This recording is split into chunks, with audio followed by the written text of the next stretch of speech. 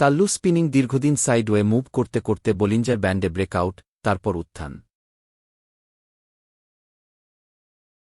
হাক্কানি দীর্ঘদিন sideway move করতে করতে বলিঞ্জার ব্যান্ডে ব্রেকআউট, তারপর উত্থান। আলিফ দীর্ঘদিন সাইডওয়ে মুভ করতে করতে বলিঞ্জার ব্যান্ডে ব্রেকআউট, তারপর উত্থান। আমাদের বাজার দীর্ঘদিন সাইডওয়ে মুভ করছে। পারবে কি এবার বলিঞ্জার ব্যান্ডে ব্রেকআউট করতে? যদি পারে তবে আমরা খুশি হব।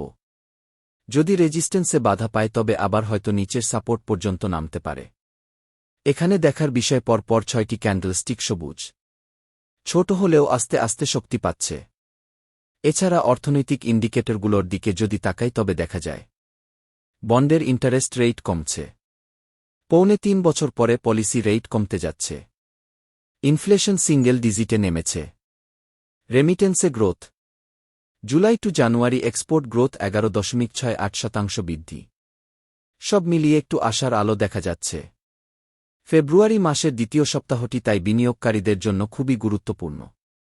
আমরা এখনও বাজার উত্থানের সংকেত পাইনি, তবে আর্লি ইন্ডিকেশন পেয়েছে। এই ভিডিওতে উপস্থাপিত তথ্য শুধুমাত্র শিক্ষামূলক উদ্দেশ্যে তৈরি করা এবং এটিকে কোনোভাবেই আর্থিক পরামর্শ হিসেবে বিবেচনা করা উচিত নয়। পুঁজিবাজারে বিনিয়োগ ঝুঁকিপূর্ণ। ঝুঁকির বিষয়টি ভালোভাবে বুঝে বিনিয়োগ করুন। ধন্যবাদ।